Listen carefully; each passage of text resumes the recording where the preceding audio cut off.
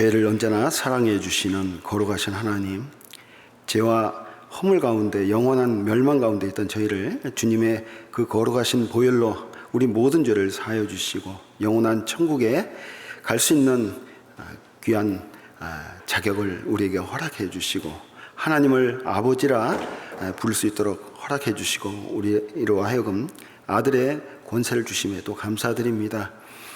구원 받은 저희들 연약하고 또 아직까지는 육신이 있는지라 또 세상 죄 가운데 타협할 때도 많지만은 주님께서 말씀으로 항상 일깨워 주시고 주님이 우리를 위하여 흘리신 그 보혈의 능력을 의지하여 아직도 하나님의 사랑을 깨닫지 못한 많은 영혼들에게 복음을 전할 수 있도록, 그리고 우리와 같이 영원한 천국의 소망을 가지고 살 수 있도록 도와주시옵소서. 8월 17일부터 있을 하계 수양에 주님께서 많은 영혼들 보내주시고 또 구원의 큰 역사가 일어날 수 있도록 도와주시고 온라인으로 아니면 대면으로 어떤 방법으로든 하나님께서 동일하게 역사해 주셔서 많은 분들이 그 마음이 낮아지고 주님 앞에 정말 그 영혼이 소생하는 귀한 역사가 일어날 수 있기를 원합니다. 또 동일하게 중고등부 학생들과 함께하는 또 집회 가운데도 하나님이 또 함께해 주시고 또 초등부 학생들에게도 하나님의 그 귀한 말씀이 들어가 영원한 천국의 소망을 갖기를 원합니다. 코로나19로 인해서 많은 분들이 고통 가운데 있습니다. 혹여나 우리 형제 자매들 가운데도 전염병으로 인해서 고통 가운데 계신 분들이 있습니까? 또 경제적인 여러 가지 어려움 가운데 계신 분 있습니까? 또 말 못할 사정과 또 하나님께 간절히 기도하는 내용이 있습니까? 또 건강의 문제로 인해서 하나님께 속히 낫기를 간구하는 분들 계십니까? 일일이 그 기도를 들어주시고 정상적인 그리스도의 생활을 할 수 있도록 온전히 주님만 의지토록 도와주시고 주님이 함께하여 주셔서 임마누엘 하나님의 그 귀하신 능력을 체험할 수 있도록 도와주시옵소서. 전 세계에서 복음을 전하고 있는 많은 교회들, 그리고 또 그곳에서 복음을 전하고 있는 현지 전도인들과 또 우리 선교사님들, 또 그 가족들 주님이 지켜주시고 그곳에서도 그 전염병으로 인해서 고통당하거나 말씀을 전하는데 어려움 당하지 않도록 속히 회복시켜 주시고 말씀이 정상적으로 전해질 수 있도록 도와주시옵소서. 이 시간 우리에게 필요한 말씀 주시고 또 합당한 은혜로 채워주시기를 원합니다. 주 성령께 모든 걸 의지합니다. 주 예수님 이름으로 감사하며 기도드립니다. 아멘. 성경 보겠습니다. 열왕기상 17장입니다. 구약 546페이지입니다. 제 성경에는 구약 546페이지입니다.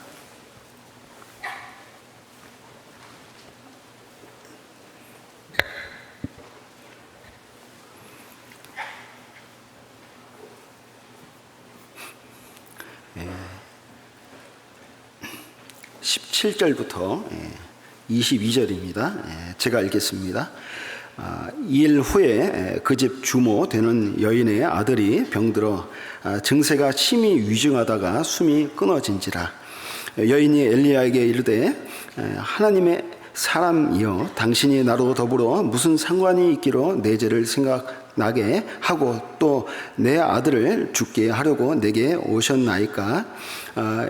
엘리야가 저에게 그 아들을 달라 하여 그를 그 여인의 품에서 취하여 안고 자기의 거처하는 다락에 올라가서 자기 침상에 누이고 여호와께 부르짖어 가로되 나의 하나님 여호와여 주께서 또 내가 우거하는 집 과부에게 재앙을 내리사 그 아들로 죽게 하셨나이까 하고 그 아이 위에 몸을 3번 펴서 엎드리고 여호와께 부르짖어 가로되 나의 하나님 여호와여 원컨대 이 아이의 혼으로 그 몸에 돌아가게 하옵소서 하니 여호와께서 엘리야의 소리를 들으심으로 그 아이의 혼이 몸으로 돌아오고 살아난지라.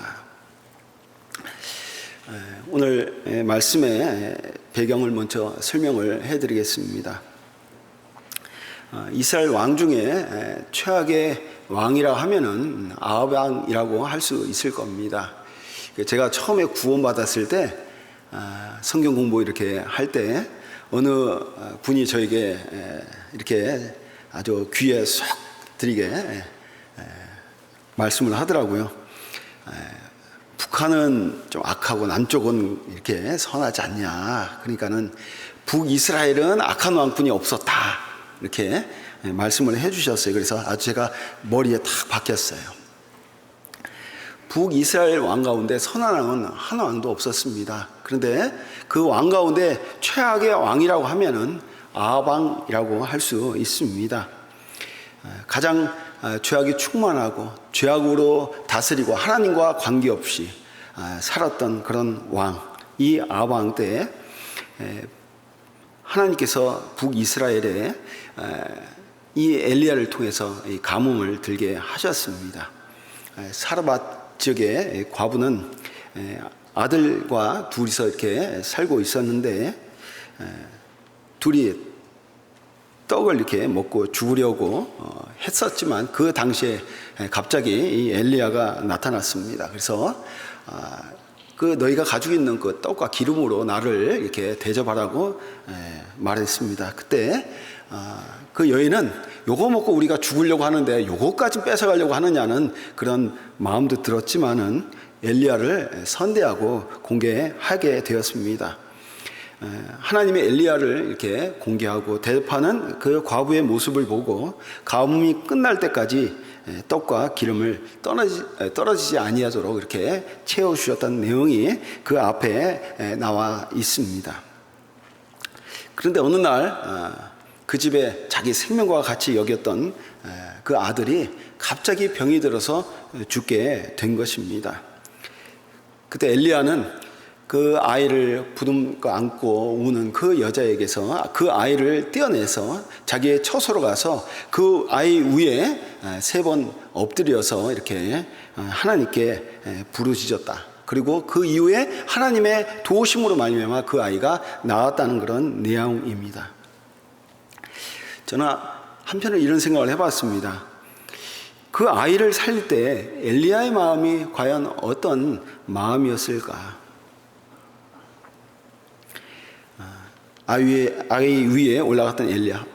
아마 그 아이랑 그 사르밧 과부와 함께 거처했던 기간이 얼마였는지는 모르겠지만은 아마 그 여인에게도 그 아이에게도 고마운 마음, 그리고 또 같이 있었기 때문에 정도 들었었고 또 그 마음 가운데는 그 아이를 사랑하는 마음이 그 안에 생겼을 것이라고 생각을 합니다. 근데 이 아이가 갑자기 병들어서 죽게 되었습니다. 엘리야는 자기를 공개하고 정말 하나님을 섬겼던 이 가정에 불행이 온 것을 그 마음 가운데 견디기가 어려웠을 겁니다. 엘리야는 그 아이를 자기 처소로 데려와서 그 아이 위에 엎드려서 하나님께 정말 최선을 다해서 온 신을 다해가지고 하나님께 기도하게 됩니다. 아이의 입과 입, 자기의 입, 그리고 그 아이의 눈과 자기의 눈, 자기의 손과 그 아이의 손, 모든 것이 똑같은 모습으로 그 아이에 올라가서 하나님 앞에 간절하게 기도를 하였습니다. 이렇게 기도하는 것은 정말 너무나 힘들고 어렵고 그리고 자기의 생명과 바꿔도 좋다는 그러한 행동이었습니다.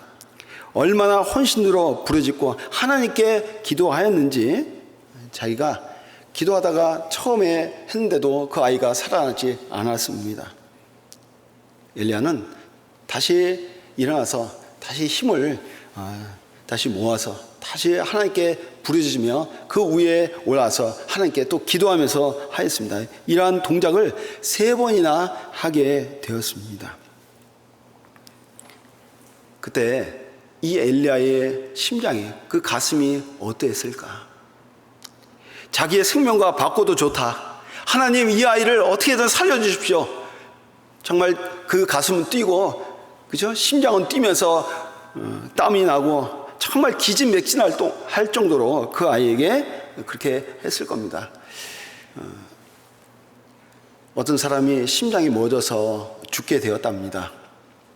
그래서 심폐소생술을 배웠던 어떤 분이 그 사람을 다시 살리기 위해서 그 옆에서 계속적으로 가슴을 누르고 하는데, 저도 이제 군에서 의무대에 있었기 때문에 심폐소생술을 이렇게 배웠는데요, 보통 쉬운 게 아닌 거예요. 이게 굉장히 어려운 겁니다. 거기다가 전투에서 저보다 이 덩치가 크고 이 몸무게가 더 나가는 사람을 제가 혁대를 같이 매가지고 그걸 끌고 나와야 되거든요. 그런 훈련까지 받았거든요. 제발 저보다 몸무게가 안 나가는 사람을 걸렸으면 좋겠다, 이런 마음을 할 정도로 훈련을 이제 받기도 했습니다. 근데 심폐소생술을 하면요, 한 1분 정도 하면요, 정말 땀이 나고요, 정말 힘듭니다. 아마 그거 못지않게 이 엘리야는 그 아이 위에 올라서 정말 땀이 나고 온 정신을 다 합해서 그 아이 위에 이렇게 엎드렸을 겁니다. 한 마음으로 그 영혼만 생각하고 아주 간절하게 그 아이 위에서 기도했을 겁니다. 그 아이는 놀랍게도 하나님께서 다시 살아나게 해주셨고, 또 그 아이는 그 어머니 품으로 다시 오게 되었습니다. 여러분들, 이 세상에서 가장 우리가 중요한 일이라고 하면 어떤 일일까요? 돈을 버는 일, 내 아이가 잘 되는 일, 그리고 결혼하는 일, 집을 사는 일, 많은 일도 있지만은 이 세상에서 가장 가슴 뛰고 가장 중요한 일이라고 한다면은 한 생명을 살리는 일이 아닐까 하는 생각을 해보게 됩니다. 한 사람이 차에 밑에 들어갔을 때 많은 사람들이 달려와서 그 사람을 끄집어내고, 또 어떤 사람이 심장이 멎으면은 많은 사람들이 옆에 와가지고 도와주고 전화하고, 그렇죠? 어떻게든 그 한 사람을 살리기 위해서 노력을 하고 있지 않습니까? 저는 오늘 엘리야의 마음으로 다시 한번 이 말씀을 상고해 보면서, 우리에게서 있어서 가장 심장이 뛰게 하는 마음, 그런 일, 그리고 우리에게 가장 가슴이 뛰게 하는 일은 과연 무엇일까? 그 일은 한 영혼이 멸망 가운데 있던 그런 가운데서 주님께 다시 돌아오게 하는 일에 우리의 모든 혼신을 다해서 정말 그 일을 해야 되지 않겠나 하는 생각을 해봤습니다. 엘리야가 그 아들을, 그 사르밧 과부의 아이를 살렸던 것처럼 엘리야의 수제자였던 엘리사도 똑같은 일을 당하게 되었습니다. 자기를 선대하고 기거할 방까지 이렇게 제공해줬던 수넴 여인의 아들이 있었습니다. 어느 날인가 갑자기 아이가 아이고 머리야 하면서 갑자기 넘어지더니 곧 얼마 있다가 죽게 되었습니다. 그때 엘리사도 엘리야와 마찬가지로 그 아이의 눈에 눈을, 그리고 입에 입을 맞추고 그 아이 위에 엎드려서 정말 하나님께 혼신을 다해서 기도하게 되었습니다. 열왕기 하 보겠습니다. 열왕기 하 4장입니다. 그 다음으로 넘어가면 되죠. 열왕기 하 4장 34절입니다. 34절 35절입니다. 아이 위에 올라 엎드려 자기 입을 그 입에, 자기의 눈을 그 눈에, 자기의 손을 그 손에 대고 그 몸에 엎드리니 아이의 살이 차차 따뜻하더라. 35절입니다. 같이 한번 읽겠습니다. 엘리사가 내려서 집안에서 한번 이리저리 다니고 다시 아이 위에 올라 엎드리니 아이가 7번 재치기 하고 눈을 뜨는지라. 여기도 마찬가지입니다. 한 번에서 되는 일이 없는 것 같습니다. 그 위대한 엘리야 선지자도 3번이나 하나님께 부르짖으며 기도했던 그런 모습이 있고, 여기도 한 번이 아니라 2번이나 하나님 앞에 또 기도하고 온 정성을 다해서, 온 힘을 다해서 하나님께 기도하는 그런 모습이 보이게 됩니다. 여기 보면 한 번 이리저리 다니고 다시 아이 위에 올라 엎드리니, 한 번 이리저리 다니고, 이게 뭘까요? 안 되니까 미치겠다고 막 소리 지르면서 하는 것이 아니라 하나님께 부르짖는 그런 모습입니다. 한번 해보니까 자기의 온 힘이 다 빠질 정도로 했는데 이제 다시 자기 힘으로는 안 된다는 걸 알게 되는 겁니다. 제가 아까 한 번 해서 안 되고 두 번 해서 안 되고 세 번 했을 때 그 엘리야 선지자가 그 아이를 살렸던 것처럼 한번 생각을 해봤어요. 그래, 하나님께 부르짖었지만은 거기에는 아마 자기의 어떤 그런 생각도 자기의 의도 있지 않았을까.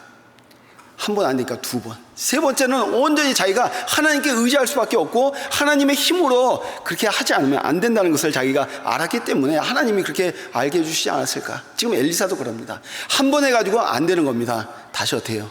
일어나서 이리저리 다니면서 하나님께 다시 기도했을 때, 그리고 그 위에 엎드렸을 때 하나님께서 그 아이를 살려주셨습니다. 다시 아이 위에 올라 반복적으로 시도했음을 알게 됩니다. 엘리사는 어떤 모습이었을까요? 엘리야와 똑같이 정말 온 힘을 다했기 때문에 기진맥진하고 심장이 뛰고 땀이 나고, 그렇죠? 하나님께 정말 부르짖을 수밖에 없는, 정말 아마 어쩌면은 떨리는 그런 마음으로 그 아이에게 정말 엎드려서 하나님 앞에 기도했습니다. 전 이 세상에서 정말 가장 가슴 뛰게 하는 일에 대해서 한번 오늘 생각을 해봤습니다. 이 세상에서 세상 사람들이, 하나님을 믿지 않는 세상 사람들이 가장 보람차고 귀한 일은 무엇일까요? 라고 얘기를 물어봤답니다. 그랬더니 한 생명을 구하는 일보다 더 귀한 것은 없습니다. 최근에 비가 많이 와서 홍수가 날 정도로, 그죠? 뭐 뚝이 터지고, 그죠? 산사태가 무너지고 많은 사람들이 죽음을 지금 당하고 있습니다. 한 사람이 흙더미에 들어가 있고 거기서 나오지 못한다고 한다면은 많은 사람들이 그 한 사람을 찾기 위해서 얼마나 노력을 하는 걸 우리는 보게 됩니다. 저쪽 군이 댐인가요? 군남댐인가요? 그 위에 댐에 있었던 거기에 수초섬이 내려가는 그것을 잡기 위해서 내려갔던 많은 사람들이 있었는데 그 사람 중에 실종자들이 상당히 많이 있었다고 합니다. 7명인가 6명이 되는 것 같은데, 그 사람들을 찾기 위해서 그 사람보다 수십 배의 사람들이 그 시신이라도 찾으려고 아마 오늘도 그 많은 사람들이 투입이 돼가지고 그 한 사람을 구하기 위해서, 찾기 위해서 노력하는 것을 이렇게 알게 됩니다. 여러분들, 왜 그렇게 많은 사람들이 그 한 사람의 영혼을 위해서, 한 사람의 생명을 구하기 위해서 그렇게 많은 애를 쓰고 있을까요? 왜냐하면 온 천하보다 귀하기 때문에 그렇습니다. 한 사람의 생명은 온 천하 바꿔도 바꿀 수가 없는 그런 귀한 생명이기 때문에 그렇습니다.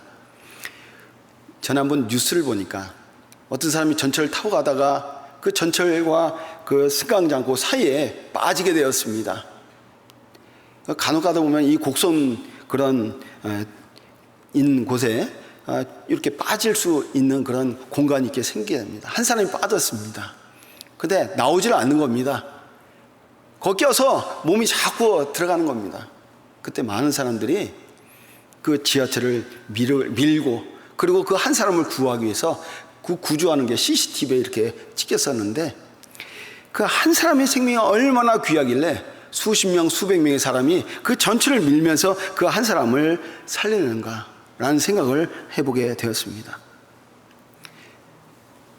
한 사람을 구하는 일에 많은 사람들이 투입되는 것은, 그것은 무모한 일이 아닙니다. 그것은 자기들의 본능이요, 그리고 사람들의 본능이고 한 사람의 생명이 얼마나 귀한 것임을 알게 하는 그런 행동입니다. 다시 말해서 이 세상에서 가장 사람의 가슴을 뛰게 하고 심장을 뛰게 하는 그런 일은 바로 한 생명을 구하는 일입니다. 그리고 그 일에 종사한 사람들은 이 세상에서 가장 용감한 사람이고 가장 존경받는 사람이 됩니다. 성경 속에서 정말 가슴을 뛰게 하는 한 생명을 구하는 일에 모든 걸 걸었던 사람에 대해서 좀 찾아볼까 합니다. 전 그 중에 한 사람이 또 아브라함이라는 생각을 해봤습니다. 아시죠? 아브라함은 하나님의 지시함으로 말미암아 젖과 꿀이 흐르는 약속의 땅 가나안 땅에 가게 되었습니다. 그때 아브라함의 마음이 어떤 마음이었을까요? 가슴이 아마 뛰었을 겁니다. 하나님이 이렇게 그쪽으로 가라고 명령했으니까는요. 우리 가운데도 이런 분을 봤어요. 제가 이 일 좀 해줬으면 좋겠다. 어느 형제에게 좀 부탁을 드린 적이 있습니다. 정말 별것도 아니었던 것 같은데 그 형제는 담임 목사가 그 일을 자기에게 시켰다고 해가지고 정말 최선을 다해서 그 일을 하는 거 보고요. 그 형제를 다시 한번 보게 되었습니다. 하물며 교회의 어떤 일에 대해서 봉사하는 것에 대해서 맡겼을 때도 정말 가슴이 뛰면서 그 일에 대해서 최선을 다하고 있는데 하나님이 내가 너에게 지시한 땅, 약속의 땅, 그 가나안 땅으로 가라고 했을 때 아브라함의 마음이 어땠을까요? 아마 그 가슴은 마구 뛰었을 겁니다. 주님이 말하듯이 그곳에 가게 되면 널 통해서 큰 복을 줄 것이다. 많은 민족을 이루게 할 것이다 라는 약속을 받았습니다. 아브라함은 그 마음 가운데 기대 반 두려움 반의 그런 마음이 있었을 겁니다. 아브라함은 가족을 사랑하는 사람입니다. 나올 때 아내를 데리고 나왔습니다. 아버지의 데라를 같이 모셔왔습니다. 그리고 자기 조카 롯을 데리고 나왔습니다. 아버지 데라, 그 데라에게는 형제가 있었는데 그 형제의 이름이 그 큰아들이 하란이었습니다.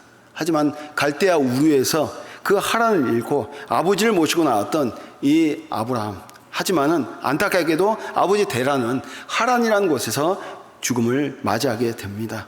이제는 자기의 혈육이라고 하면은 자식이 없었기 때문에 자기 조카 롯 외에는 없었습니다.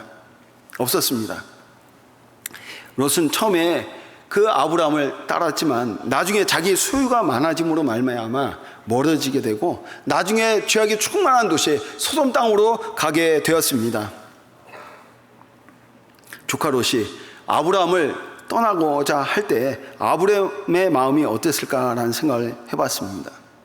하나님의 명령을 따라 갈대아 우라는 지역에서 그 가나안 땅까지 약 1800km라는 긴 여정을 같이 했던 조카 롯, 그리고 그 자기 아내 사라를 애굽의 바로에게 넘길 때도 같이 했던 그 조카 롯, 이 유일한 혈육이었던 롯이 자기의 소유를 따라가지고 자기를 떠나가지고 아브라함을 떠나서 소돔 땅으로 가게 되었습니다. 그때 아브라함이 이런 얘기를 했죠. 네가 좌하면 내가 우할 것이다. 네가 우하면 내가 좌할 것이다. 많은 양보를 했습니다. 어떻게든 조카 롯을 자기가 잡아서 자기 옆에 두고 있고 싶어 했습니다. 그리고 롯이 가고자 하는 그 땅이 어떤 땅인지를 알았습니다. 점점 가게 되면은 나중에 소돔 땅으로 가게 되는데, 저러면은 하나님과 멀어지는데 하나님 앞에 정말 쓸모없는 그런 사람이 되는데, 저 조카 롯을 어떻게 알고 정말 그 마음 가운데는 정말 너무 애타고 속이 다 탔었을 겁니다. 아시죠? 아브라함을 떠난 그 모습은 믿음의 경주에서 이탈하는 것이요, 하나님을 떠나는 행동입니다. 그리고 마귀의 그 꿰매에 넘어가는 유일한 행동이기도 합니다. 그런데 그 롯은 그 아브라함의 그런 제안을 거절하고, 그리고 부탁을 거절하고, 그리고 안타까운 마음을 뒤로하고 소돔 땅으로 가게 되었습니다. 항상 아브라함의 마음 가운데는 조카 롯에 대한 마음을 떨쳐버리지 못했습니다. 조카 롯을 항상 생각하고 있었습니다. 왜요? 자기 혈육이요, 자기 자식처럼 여겼던 사람이 롯이었기 때문에 그렇습니다. 근데 어느 날인가 천사가 나타났습니다. 그리고 아브라함에게 얘기했습니다. 저 소돔 땅을 멸하겠다고 말하였습니다. 아브라함의 머릿속에는 머리가 하얘졌습니다. 깜깜해졌습니다. 마음이 그때부터 급해지기 시작했습니다. 왜 그럴까요? 그 소돔 땅에 자기의 유일한 혈육이었던 바로 롯이 있었기 때문에 그렇습니다. 그때 함께 있었던 그 천사 가운데 하나님이 함께 하셨죠. 그때 그 주님과 단판을 짓게 됩니다. 주님, 저 안에 악인과 의인이 같이 있는데 어찌 똑같이 심판하려 하십니까? 그런 하나님입니까? 라고 하나님과 단판을 하게 됩니다. 만약에 의인 50명이 있다면 저 성을 멸하시겠나이까 했을 때 멸하지 않겠다 했습니다. 50명 있어도 멸하지 않겠다. 그러면 45명 있어도 저 성을 멸하시렵니까? 45명 있으면 저 성을 멸하지 않겠다 했습니다. 40명까지 내려갔습니다. 40명 있어도 저 성을 멸하지 않겠습니까? 예, 멸하지 않겠다고 했습니다. 30명까지 내려갔습니다. 30명 있어도 저 성을 멸하시겠습니까? 멸하지 않겠다 했습니다. 20명까지 내려갔습니다. 20명 있어도 저 성을 멸하시겠나이까? 20명 있어도 멸하지 않겠다. 10명까지 내려갔습니다. 10명 있어도 저 성을 멸하시겠습니까? 10명 있어도 멸하지 않겠다 했습니다. 그 밑으로는 내려가지 않았습니다. 왜요? 조카와 그 가족 외에는 그 안에 의인이 없었다는 것을 알았기 때문에 그렇습니다. 여러분들 50명, 45명, 40명, 30명, 20명, 10명까지 내려갈 때 아브라함의 마음은 어떤 마음이었을까요? 아마 그 마음은 정말 자기 조카 롯과 그 안에 아마 소돔 땅에 있는 사람들과 경제적인 어떤 활동을 했다면은 그 안에 많은 사람들이 이렇게 알고 있었을 거예요. 아마 50명 불렀던 것은 그 안에 살고 있었던 자기와 친분이 있었던 사람들, 자기가 알고 있었던 사람들, 친했던 그런 사람들이 분명히 있었기 때문에 50명까지 부르지 않았을까라는 생각을 해봅니다. 그러나 자기의 조카 롯 외에는, 그 가족 외에는 그 안에 의인이 없다는 사실을 알고 너무나 충격을 받았습니다.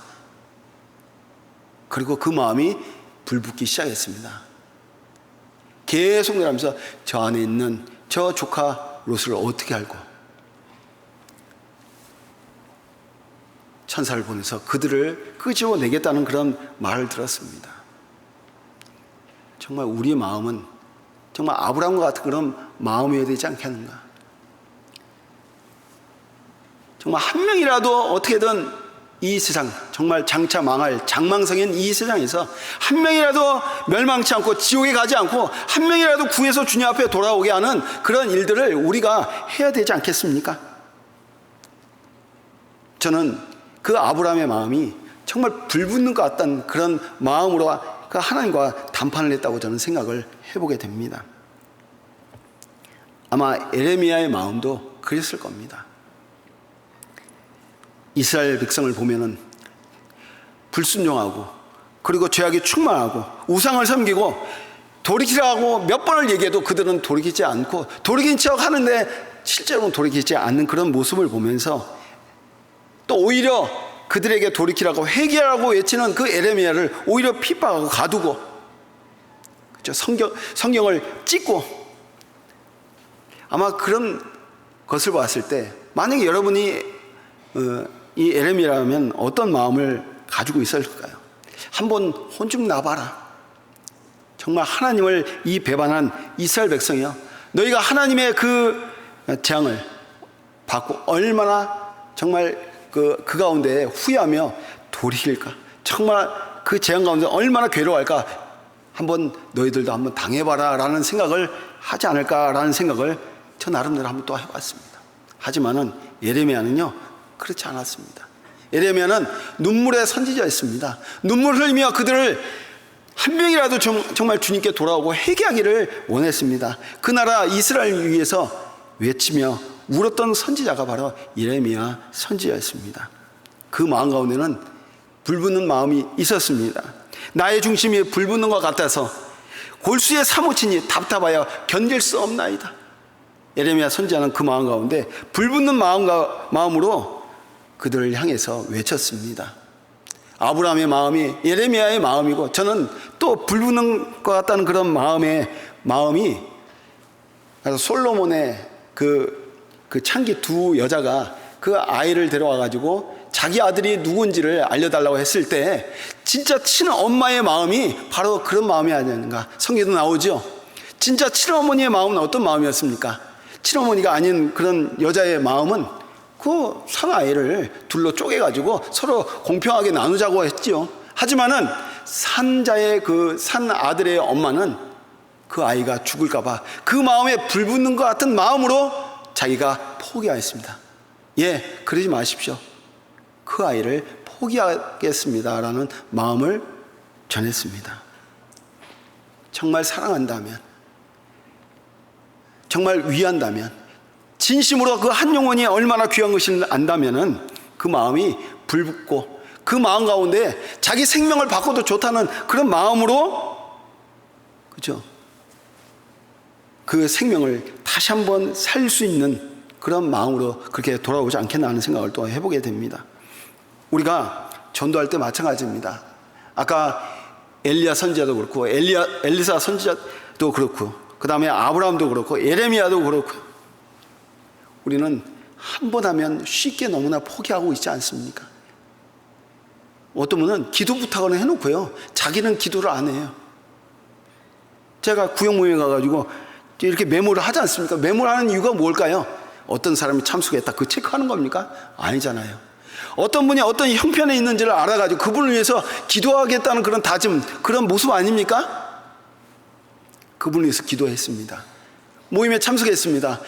그분이 기도 부탁한 그 분이 어떻게 됐는지 궁금했습니다. 몇 달 만에 참석한 모임이었습니다. 그분은 어떻게 됐냐고 물어봤어요. 기도 부탁한 분이 그 사람의 이름을 까먹었어요.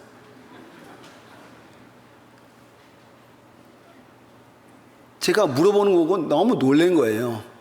왜냐하면 기도 부탁했는데 자기는 아무것도 하지 않은 거예요. 우리는 정말 한 영혼을 구원하는데 건성으로, 아니면은 거기에 안 하면은 괜히 창피하니까 한 번 얘기하고 많은 그런 모습으로 혹시나 우리는 하지 않은가.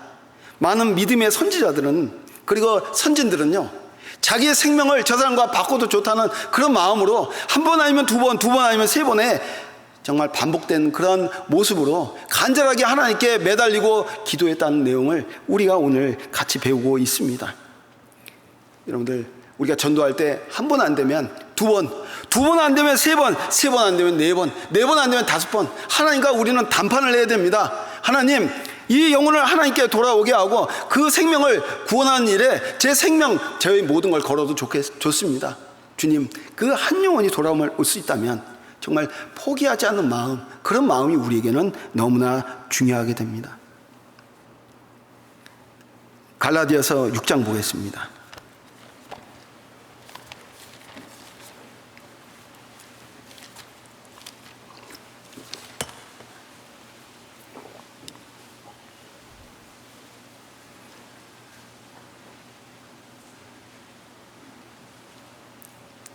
육 장 7절입니다. 스스로 속이지 말라. 하나님은 만yor이 여김을 받지 아니하시나니 사람이 무엇으로 심든지 그대로 거두리라. 예, 하나님은 속지 않는 분입니다. 예, 이 만yor이가 무엇일까요? 예, 그냥 농담 삼아. 하나님은 그렇게 농담으로 그 만유리, 그냥 경유리, 그리고 조롱하는 듯이 그렇게 하나님은 그런 여김을 받는 분이 아니라고 했습니다. 사람이 무엇으로 심든지 그대로 거두리라. 생명을 위해서 모든 걸 거는 사람은요, 나중에 생명을 얻게 됩니다. 내가 건성으로 하고 그리고 장난으로 하고 그러면 이게 결국은 그대로 거두게 되는 거예요. 9절입니다. 우리가 선을 행하되 낙심하지 말지니 피곤하지 아니면 때가 이름에 거두리라. 선을 행하되 낙심하라고요? 낙심하지 말지니 피곤하지 아니하면 때가 이름에 거두리라. 때가 있어요. 어느 분 너무 쉽게 구원을 받고 또 쉽게 전도하는 모습을 보게 됩니다. 우리 보기에는 쉽지요. 우리 보기에는 그냥 한 번 하면 그냥 오는 것 같죠. 하지만 아닙니다. 수많은 실패가 있었고 낙심과 낙담이 있었습니다. 하지만 어떻게 해요? 다시 오뚜기처럼 일어났습니다. 전도 잘하신 분 보셔요. 많은 실패가 있었습니다. 그리고 또 욕도 많이 먹었습니다. 하지만 주님은요, 피곤하지 아니하면, 중요한 것은 낙심하고 피곤하지 않으면, 이거는 주님 편에 속한 것이 아니라 나에게 속한 그러한 내용입니다. 내가 낙심하지 말고 또 내가 피곤하지만 않으면 주님께서는 어떻게 하신다고요? 때가 이르면 거두리라. 어느 분이 그래요. 코로나 때문에 요새 전도가 안 된다 말하고 얘기하는데요, 아닙니다. 코로나 때문에 전도가 안 되는 게 아니라 내가 코로나 때문에 혹시나 낙담하거나 안 된다는 그러한 실패주의적인 그런 마음, 그런 실망감, 그리고 안 될 것이라는 그런 생각 때문에 혹시 내가 주저하기 때문에 그런 거 아니냐. 중요한 거는 여건이나 환경이 문제가 아니고 내 마음이 문제라는 거죠.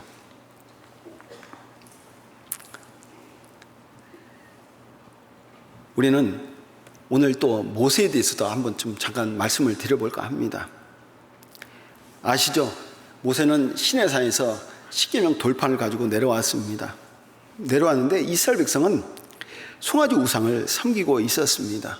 하나님은 진노하셨습니다. 그리고 우상을 섬기는 자 3천을 레위 지파를 통해서 죽이게 하셨습니다.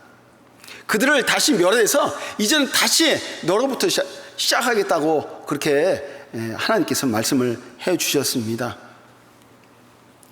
그때 모세는 하나님께 이렇게 또 단판을 짓게 됩니다. 하나님께 자기 모든 걸 걸고 하나님과 단판을 하게 됩니다. 뭐라고 했냐면, 하나님 합의만 하신다면 그들의 죄를 사하여 주십시오. 그렇지 않으면 원컨대 주의 기록하신 책에서 내 이름을 지워 버려 주시옵소서. 자기의 모든 걸 걸고 하나님과 이스라엘 민족을 두고 단판하는 겁니다. 자기의 생명을 지워버려 달라. 생명책에서 지워버리고 어디 가요? 지옥에 나를 멸하실지라도 나는 이것에 대해서 양보할 수 없습니다.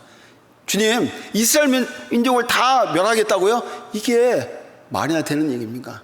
하나님, 만약에 그렇게 하신다면 저를 먼저 생명책에서 지워 주십시오. 그 이름을 지워 주십시오.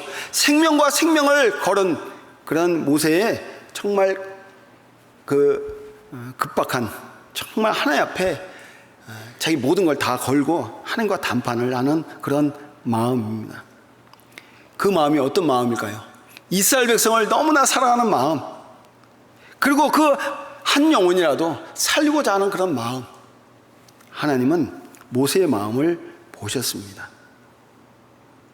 그래서 이스라엘 민족을 멸하지 않았습니다. 우리 마음 가운데도 정말 내 생명과 정말 어떤 사람의 생명이 바꿔도 좋다고 하는 그런 간절한 마음으로 우리가 복음을 전한다면 하나님의 마음이 움직여주지 않을까요? 어떤 사람의 마음이 움직여지지 않을까요? 내 모든 걸 다 걸어도 좋다는 그런 마음으로 전도한다면 되지 못할 일이 없는 겁니다. 믿는 자에게는 능치 못할 일이 없느니라고 말씀하셨습니다. 사람으로는 할 수 없으되 하나님으로는 다 할 수 있느니라. 하나님 모든 일을 다 하실 수 있습니다.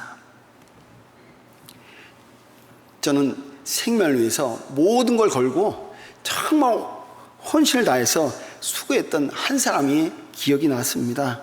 바로 그 사람이 누구냐면, 이스라엘 백성이 애굽 땅에서 나와서 가나안 땅으로 들어갈 때 첫 성 여리고성에 정탐꾼을 보냈을 때 그 정탐꾼 2명을 자기 집에 숨겨가지고 자기 가족을 위해서 자기 생명과 목숨을 걸었던 사람 라합이 생각이 났습니다. 라합 아시죠?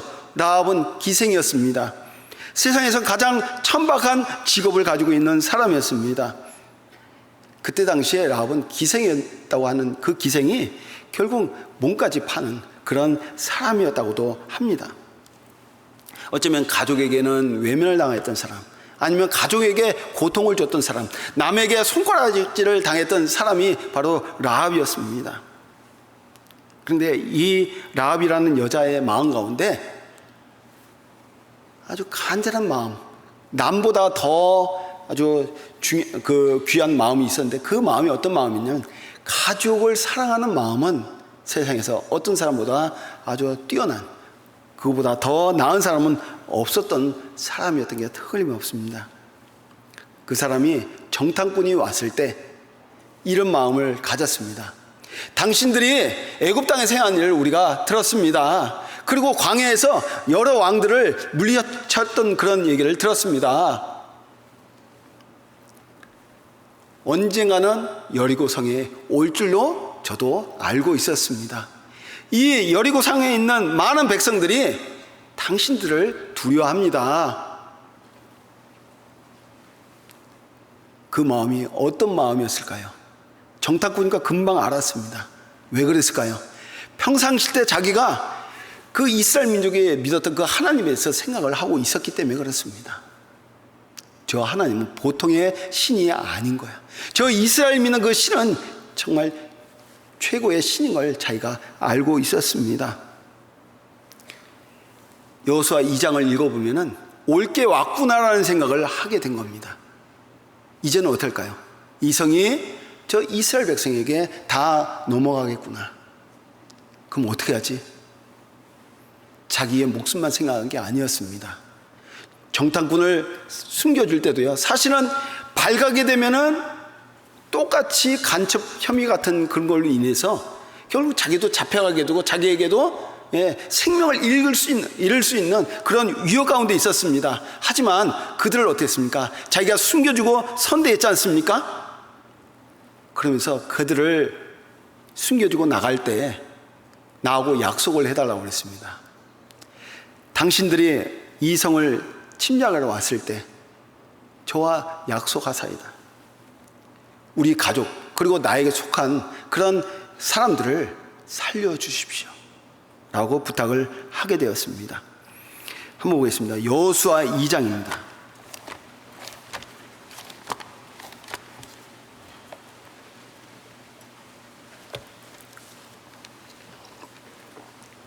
여호수아 2장 12절입니다. 구약 322페이지입니다. 제 성경은 구약 322페이지 여호수아 2장 12절 13절입니다. 찾으셨습니까? 여호수아 2장 12절 13절입니다. 322페이지 12절 13절입니다. 그러므로 청하노니 내가 너희를 선다하였은즉 너희도 내 아버지의 집을 선다하여 나의 부모와 남녀 형제와 무릇 그들에게 있는 모든 자를 살려주어 우리의 생명을 죽는 데서 건져내기로 이제 여호와로 맹세하고 내게 진실한 표를 내라. 약속을 해달라고 얘기했습니다. 그때 그들은 얘기했습니다. 성 바깥으로 붉은 줄을 내라고 했습니다. 근데 한 가지 또 약속이 무엇이었습니까? 누설치 말라고 그랬어요. 정말 이거는 어떻게 보면은요, 이게 맞는 것 같은데 맞지 않는 얘기입니다. 왜냐면은 가족들을 자기 집에다 모으라고 한다면 이거 얘기 안 할 수가 없는 그런 상황 가운데 있는 겁니다. 왜냐하면 이스라엘 백성들이 쳐들어오는데 내 집에 있으면 살 것이다라고 얘기를 해야 되는데 그 얘기를 또 누설을 해야 될 것 같은데 얘기를 해야 되는데 얘기 못하고 그들을 자기 집으로 모아가지고 거기서 생명을 살리는 그런 이야기는요, 어떻게 보면 정말 이거 위험한 그런 조건이 이렇게 되게 됩니다. 그때 이 라합이 이런 얘기를 하죠. 2장 18절입니다. 이스라엘 정탐꾼이 그런 얘기를 하죠. 우리가 이 땅에 들어올 때 우리를 달아 내려온 창에 이 붉은 줄을 메고 내 부모와 형제와 내 아비의 집을 다 내 집에 모으라. 군사적인 어떤 정보를 누설하지도 않고 너에게 속한 부모와 형제와 내 아비의 가족들을 다 내 집으로 모으라고 하는 게 이게 쉽지 않은 일이라는 거예요. 쳐들어온다는 얘기를 하면은 언젠가는 그 정보가 세 가지 문제가 될 수 있잖아요. 그래서 얘기하죠. 21절입니다. 21절. 라합이 가로되 너희의 말대로 할 것이라 하고 그들을 보내어 가게 하고 붉은 줄을 창문에 매니라. 그리고 얼마 후에 이스라엘 백성이 여리고성에 도착하게 됩니다. 그리고 그 성을 포위하게 됩니다. 그리고 매일 한 바퀴씩 여리고성을 돌기 시작했습니다. 라합의 마음이 어떤 마음이었을까요? 그전에는 모으면 안 되죠. 왜냐하면 일주일간 돌기 때문에 한 바퀴씩 돌 때 공격에 임박했음을 알았지 않습니까? 가족들을요, 내 부모와 형제와 그 집에 속한 그런 사람들을 다 모으라고 하는데, 어떻게 보면은 언제 쳐들어올지 모르는데, 그죠? 한 바퀴씩 돌겠다는 얘기도 아니고 올 것이다. 그러면 그들이 성 주변에서 포위하고 한 바퀴씩 도는 것을 볼 때, 그때 라합의 마음은요, 그때부터 심장이 뛰기 시작했을 겁니다. 드디어 올 것이 왔구나. 이제 그때부터는 어떻게 될까요? 자기 가족들을 모으기 시작하는 일이 있게 됐을 거예요. 아마 한 명도 아니고 부모, 형제, 그 집에 속한 그런 가족들까지 다 하려니까 얼마나 될까요? 아마 생각하기에 최소한 10명에서, 그쵸? 20, 30명, 굉장히 많은 숫자가 그 집에 모이게 될 것입니다. 아마 일주일은 그 안에 다 모여 있으니까 얼마나 힘들었겠습니까? 그리고 그 사람들을 한 명 한 명 설득하는데 보통 일이 아니었을 거라고 저는 생각해 봅니다. 여러분들도 말씀 듣자고 한 명 한 명 설득하는데 말 잘 듣고 잘 옵니까? 예? 한 명 설득하는데 이거 한 달 걸리고 막 1년 걸리고 막 어떤 경우는 막 돈 쓰고 막 이렇게 하는데도 올까 말까 하지 않습니까? 근데 라합은요, 그때 당시에 신분이 아주 천하고 정말 세상으로 본다면은 많은 사람들에게 손가락질을 당하고 어쩌면 가족들에게도 정말 많은 상처와 그 다음에 같이 이렇게 하지 않았던, 그죠? 이렇게 왕래가 없었던 그런 사람일지도 모르겠습니다. 하지만 평상시 때 라합의 어떤 모습은 그들과의 관계가 아마 괜찮았기 때문에 아마 그러지 않았을까라는 생각도 해봅니다. 왜? 라합의 말이 그만큼 신뢰도가 있었기 때문에 그러지 않았을까요? 그런 생각도 또 해보게 됩니다. 매일 한 바퀴씩 돌기 시작했습니다. 이틀날 2바퀴, 3바퀴, 그리고 맨 마지막에 7바퀴를 돌게 됐습니다. 그때 라합의 심장이 어땠을까요? 드디어 오늘이구나. 야, 오늘은 엄청 돈다. 오늘이구나. 라합의 심장은 쿵쾅쿵쾅 뛰기 시작했을 겁니다. 과연 저들이 쳐들어와서 나와 내 집의 부모와 내 가족들과 거기 속한 사람들을 다 살려낼 수 있을까? 정말 약속했는데 정말 우리를 살려낼 수 있을까? 그런 마음들 있고요. 그리고 이제 이 성이 무너진다는 그러한 최고조의 그런 마음이 올라왔을 그때, 사느냐 죽느냐, 정말 최고조의 그러한 때가 오게 된 겁니다. 어떻게 보면은 그동안 자기로 인해서 힘들었던 그 가족들을 정말 생명을 구원함으로 말미암아 보답하는 그 날이 바로 그 날이었던 겁니다. 최근에 저희 교회에 어떤 분들이 말씀을 듣고 있는데 정말 가족 모두 다가 휴가를 교회에 와서 말씀을 듣고 있어요. 근데 어제 일부 복음을 풀었고 또 일부는 죄까지 말씀을 들었습니다. 그분이 이런 얘기를 하는데 제 마음에, 야, 시원한 사이다와 같은 그런 말을 이렇게 들은 겁니다. 그분이 그러더라고요. 거기 남편 되는 분이 이런 얘기를 하더라고요.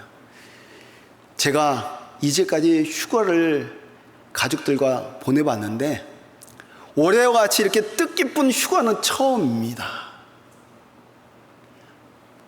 어디 가서 좋은 거 먹고 놀러 가고, 그쵸? 해변가에서 놀고 그런 휴가가 아니라 하나님을 알게 되고 하나님의 말씀을 배우는 이 휴가가 최고의 휴가라는 것을 자기가 얘기해 주는데 갑자기 사이다를 탁 이렇게 한껏 들여 마신 것처럼 너무 마음이 상쾌해지더라고요. 말씀을 어저께 듣고 일부는 구원받고요. 또 일부는 오늘 또 말씀 듣고 상담하고 그렇게 하기로 되어 있습니다. 여러분들 가족들 전도하기 위해서 그동안 많은 기획을 하고 기도하고 여러 가지 그렇죠? 방법을 동원하고 하지 않습니까? 그런데 그 가족들이 전부 다 같이 말씀을 듣고 구원받고 정말 교회에서 같이 식사하고 아마 혼자만 나오는 분들의 그 소원이라고 한다면은 내 가족이 이곳에 모여가지고 같이 말씀을 듣고 그죠? 구원받아 같이 말씀을 듣고 식사를 하는 거 그리고 공주 수양관 가가지고 예전에는 짜장면 나왔지만 그 짜장면 먹는 게 최고의 그러한 자기의 꿈이라고 이렇게 얘기를 하시는 분들도 보았거든요.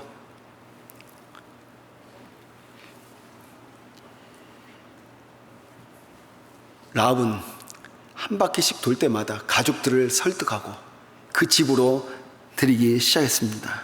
수십 명의 사람이 그 집으로 오게 되었습니다. 일주일한 기간은 자기에게는 너무나 심장이 뛰고 생명이 왔다 갔다 하게 되는 절대절명의 시간들이었습니다. 드디어 여리고성은 무너졌습니다. 그리고 이스라엘 백성이 쳐들어왔을 때 그 안에 있는 사람들이 죽임을 당하고 하는 것을 보게 되었습니다. 하지만 라합과 그 집에 있었던 사람들은 모두 다 살리는 일이 있게 됩니다. 여호수아 6장입니다. 6장 25절입니다.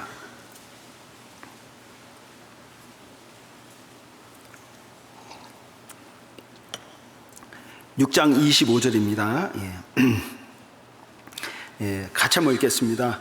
여호수아가 기생 라합과 그 아비의 가족과 그에게 속한 모든 것을 살렸으므로 그가 오늘날까지 이스라엘 중에 거하였으니 이는 여호수아가 여리고를 탐지하려고 보낸 사자를 숨겼음이었더라. 그렇죠? 기생 라합은 이방인이었습니다.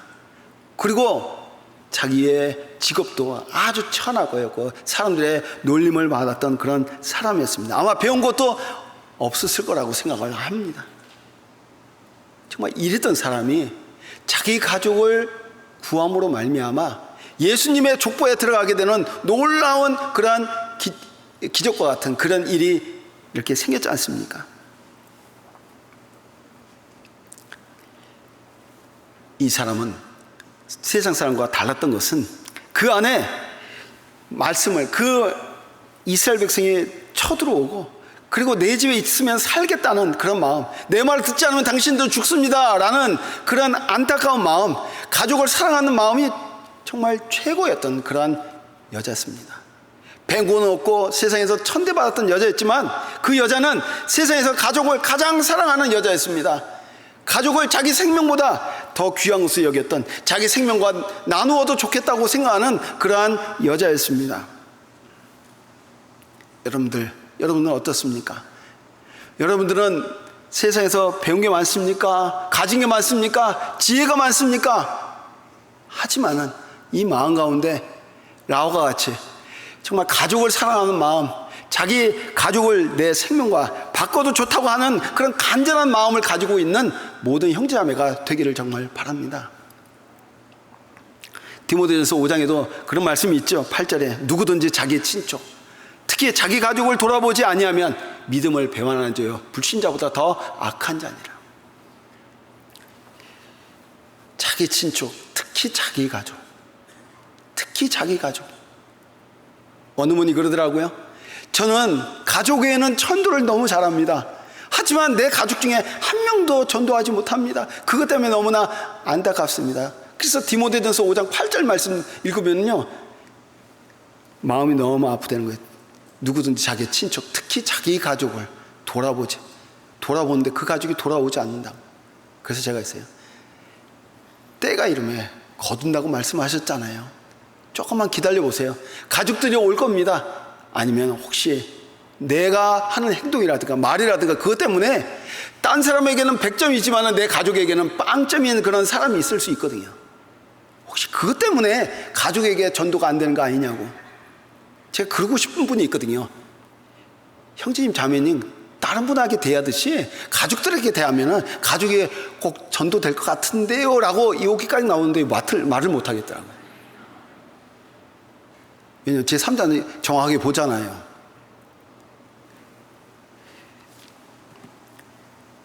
우리는 가족을 또 자기 생명과 같이 아주 귀하게 여겼던, 그리고 자기에 속한 모든 사람을 자기 가족처럼 그렇게 여겼던 사람 한 사람이 또 생각났습니다. 아비가일이라는 사람이 생각났어요. 아비가일 아시죠? 예. 다윗이 사울에 의해서 쫓겨다니던 때에 이 나발은, 이 큰 거부였던 이 나발은 다윗이 자기에게 속한 그 600명에 되는 사람들이 먹고 잠깐 먹을 식량을 달라고 했을 때 나발은 어떻게 합니까? 매몰차게 거부를 하게 됩니다. 식품 그 도움을 매몰차게 거절하게 됩니다. 그러면서 이런 얘기를 하죠. 다윗은 누구며 이새의 아들은 누구냐? 근일에 자기 주인을 떠난 자가 많다. 그 중에 너 다윗도 그렇지? 난 너 몰라. 그러면서 더 아직 무서운 얘기를 합니다. 어디로서 온지도 알지도 못하는 자를 위해서 내가 이걸 주랴? 그게 뭘까요? 그 근본도 알지도 못하는 너, 이건 정말 모욕적인 얘기 아닙니까? 다윗이 너무나 화가 났습니다. 그래서 자기의 속한 사람 400명을 데리고 칼을 차고 바로 나발을 죽이러 내려오게 됩니다. 이 나발의 지혜로운 아내 아비가일이 있었습니다. 이 아비가일은 나발의 그런 이야기를 나중에 종을 통해서 알게 됐습니다. 아비가일은 생각했습니다. 이거 큰일 났다. 다윗에게 그렇게 모욕적인 얘기를 내 남편이 하다니, 그동안 나에게 했던 것처럼 똑같이 그 일을 했구나. 이렇게 해가지고는 우리 가족이, 저 사람뿐만 아니라 내 가족, 나에게 속한 모든 사람이 다 죽게 되겠구나. 그래서 이 아비가일이 급히 떡 200덩어리와 포도주 2새 가죽을 담아가지고 이 다윗을 향해서 이제 나가게 되지 않습니까? 물론 거기에는 양도 잡고 또 많은 뭐 포도와 뭐 이런 것들을 해가지고 잔뜩 이제 싣고 이제 가게 됩니다. 저는 그게 정말 너무 감사한 게, 아니 길이 분명히 여러 갈래일 것 같아 느낌에. 근데 그 길에서 다윗을 만난 것도 그게 하나님의 뜻이라고 저는 생각을 하거든요. 가다가 다윗을 만나게 되죠. 그러면서 다윗에게 이런 얘기를 합니다. 내 남편 저 사람은요 원래 그 나발, 우리 말도 별로 안 좋아, 나발 부른다, 나팔, 이 말 때문에 죽는 사람이 이 나발이지 않습니까? 저 사람은, 이 나발이라는 게 아시죠? 어리석은 사람이라. 저 사람은 자기의 그 이름대로 그런 불량한 사람입니다. 그건 하나님이 그렇게 심판하실 걸로 압니다. 하지만은 내게 속한 그런 많은 사람들을 당신이 죽이렵니까? 라고 바로 이 다윗에게 그런 말을 하죠. 그러면서 이렇게 얘기를 합니다. 저 사람은 그 이름대로 미련한 사람입니다. 그는 합당한 그 심판 하나님이 해주실 겁니다. 하지만 이렇게 음식을 가져갑니다. 그리고 당신에게 용서를 빕니다. 그리고 당신은 바로 나의 주입니다. 주라고 얘기하는 내용이요, 그 아비가일이 다윗에게 얘기할 때 주라는 내용이 몇 번이나 들어가냐면 29번이 이렇게 기록되어 있습니다. 내 주여, 내 주여, 내 주여, 내 주여, 내 주여, 내 주여 하는 말이 다윗에게 당신은 나의 주인이라는 얘기를 하면서 정말 그런 얘기를 29번이나 거기에 기록되어 있거든요. 거기에 비해서 나발은 어떻습니까? 저 다윗이 누구냐? 저 다윗은 내가 알지도 못한 사람이야. 근본도 알지 못한 사람에게 내가 어떻게 내 재물을, 내 음식을 줄 수가 있겠느냐라고 얘기를 합니다. 하지만 이 아비가일은 그때 당시에 사울 피해서 도망다녔던 그 도망자 다윗에게 당신은 하나님의 기름 부은 자인 것을 얘기하면서 당신은 나의 주라고 얘기하면서 29번이나 이렇게 기록이 되어 있습니다.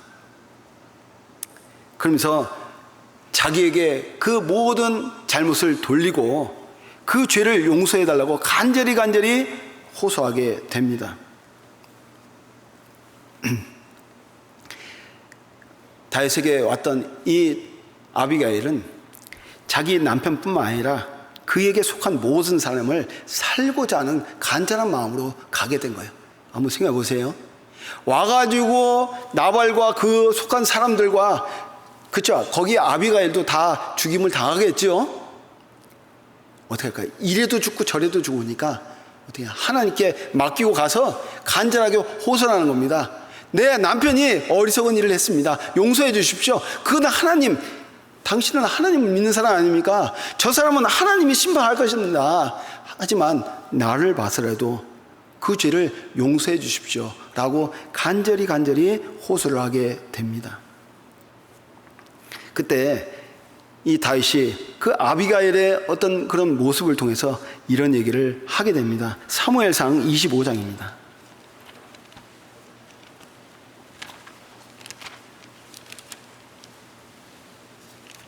사무엘상 25장 32절입니다.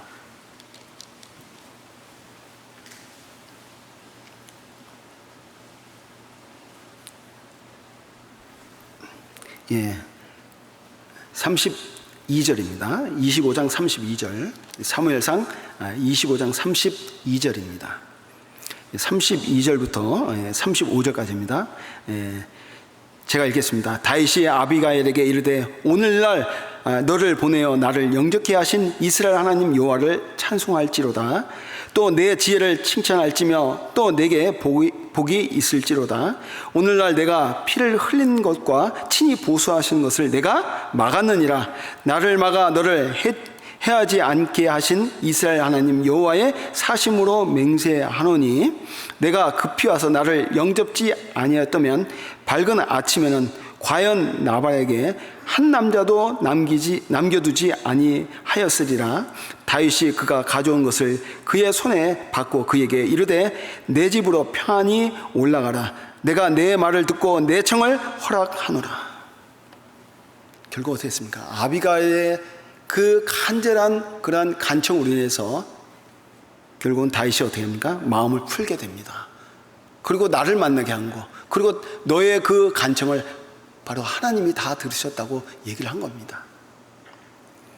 우리 아비가일이 어떤 얘기를 했는지 한번 그 앞에 한번 잠깐 읽어볼까요? 제가 읽겠습니다. 그가 24절입니다. 그가 다윗의 발에 엎드려 내 주여 청컨대 이 지역을 나 곧 내게로 돌리시고 여종으로 주의 귀에 말하게 하시고 이 여종의 말을 들으시옵소서. 오나옵나니 내 주는 이 불량한 사람 나발을 개의치 마옵소서. 그 이름이 그에게 적당하니 그 이름이 나발이라. 그는 미련한 자니이다. 여종은 내 주에 보내신 소년들을 보지 못하였나이다. 내 주여 여호와께서 사시고 내 주도 살아계시거니와 내 주의 손으로 피를 흘려 친히 보수한 일을 여호와께서 막으셨으니 내 주의 원수들과 내 주를 헤아려 하는 자들은 나발과 같이 되기를 원하나이다. 내 주여 내 주여. 내 주 이런 말이 29번이는 거야. 정말 이런 마음이 어떤 마음일까요? 내가 당신과 담판을 짓는데, 내가 당신에게 이렇게 간증하는데 당신의 내 얘기를 듣지 않으면 나는 내 목숨을 버려도 좋다. 그리고 당신의 마음을 분명히 옮겨서 하나님이 움직여 주실 것을 내가 믿습니다라는 그런 간청의 말이 아닙니까?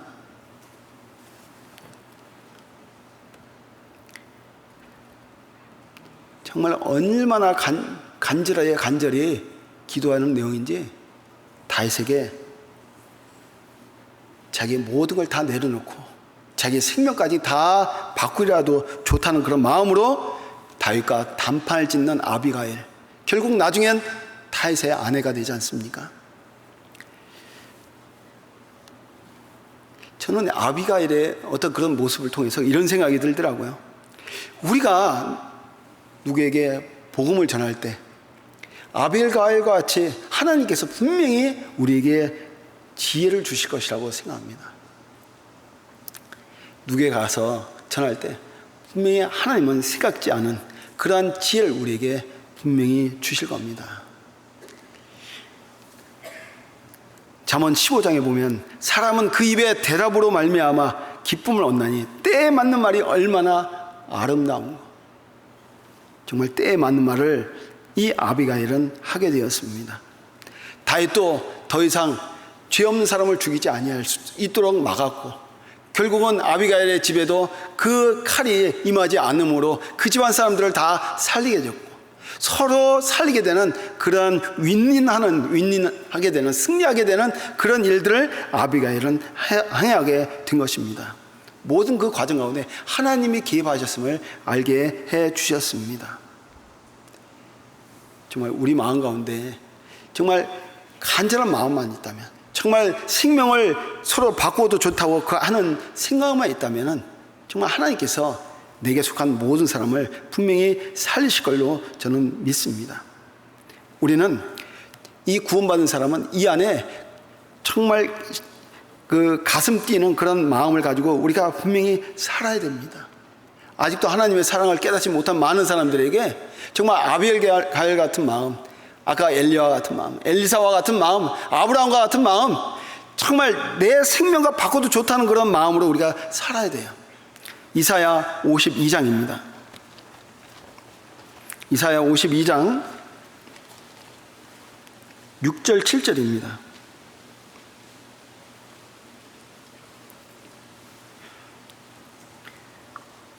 이사야 52장 6절 7절입니다. 제가 6절 읽겠습니다. 그러므로 내 백성은 내 이름을 알리라. 그러므로 그 날에는 그들이 이 말을 하는 자가 나인 줄 알리라. 곧 내니라. 7절입니다. 같이 읽겠습니다. 좋은 소식을 가져오며 평화를 공표하며 복된 소식을 가져오며 구원을 공표하며 시온을 향하여 이르기를 내 하나님이 통치하신다는 자의 산을 넘는 발이 어찌 그리 아름다운고.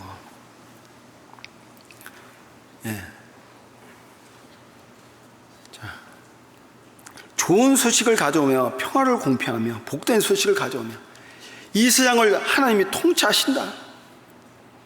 그걸 전하러 다니는 그 산을 넘는 발이 얼마나 그렇게 아름다운 거예요. 정말 그 발은 땀이 나고 그쵸, 먼지가 묻고 더러운 그런 발일 수 있습니다. 하지만 하나님은 어떻게 해요?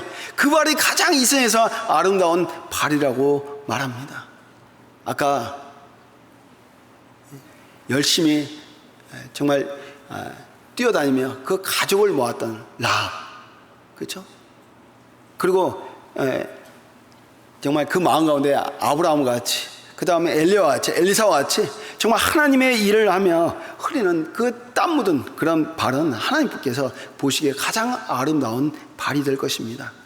우리는 그 마음 가운데 어떤 마음을 가져야 될까요? 여호와께서 내게 주신 모든 일 무엇으로 보답할까? 정말 간절한 마음으로 우리의 복음을 전해야 될 겁니다. 저는 많은 믿음의 선진 가운데 가장 무엇이 중요한지를 아는 사람이 바로 에스더라고 저는 생각을 해봅니다. 에스더의 사촌 오빠가 이 모르드게입니다. 모르드게는 수양딸처럼 이 에스더를 키웠습니다. 나중에 모르드게에 의해서 에스더가 왕비가 되었지만 나중에 그 믿음과 정죄를 변화시키고자 노력하는 그 하만의 계획에 의해서 그 하만을 향해서, 그리고 그들이 새긴 우상에 절하지 않음으로 말미암아 모르드게뿐만 아니라 그에게 속한 이스라엘 백성이 다 죽게 된 그런 가운데 많은 일들이 있게 되었습니다. 절대절명의 그러한 상황 가운데서 모르드게뿐만 아니라 그 모르드게에 속한 이스라엘 백성이 다 죽임을 당하는 그 조소가 내려가지고 죽게 되는 그런 가운데 그런 일들이 있게 되었습니다. 자기의 생존과 이스라엘 민족의 그 생존이 이제 문제가 생기는 그런 가운데 있었을 때 자기가 가슴 뛰는 방향으로, 정말 그들을 살리는 방향으로 움직였던 사람이 있습니다. 바로 그 사람이 누구냐면 에스더입니다.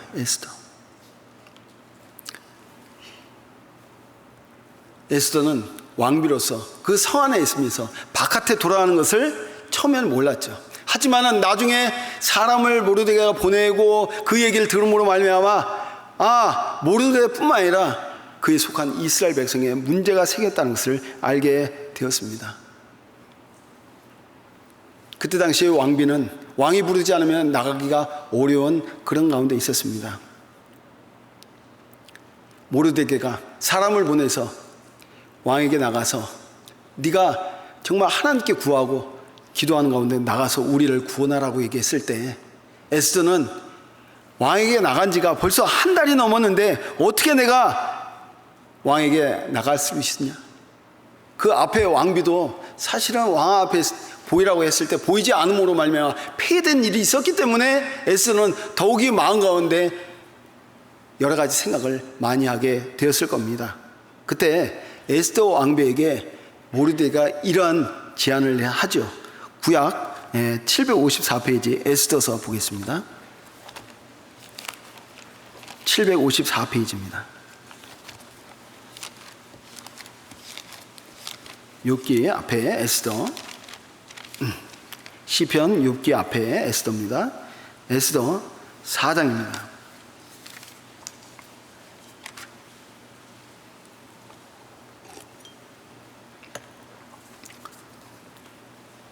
사장 11절입니다.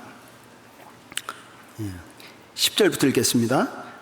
에스더가 하닥에게 이르되 너는 모르드게에 고하기를 왕의 신복과 왕의 각도의 백성이 다 알거니와 무릇 남녀하고 부름을 받지 아니하고 안뜰에 들어가서 왕에게 나가면 오직 죽이는 법이요 왕이 그 자에게 금유를 내어 밀어야 살 것이라.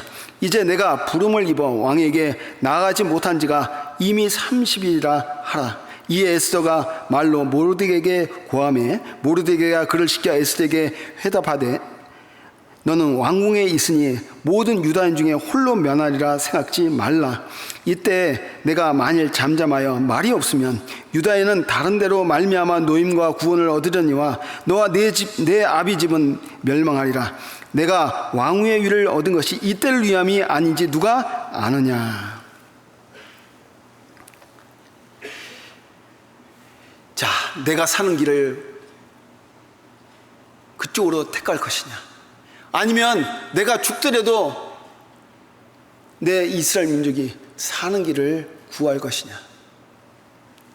정말 기로 가운데 있었습니다. 여러분들 선택은 오랜 기간 기도하면서 선택하는 것도 있지만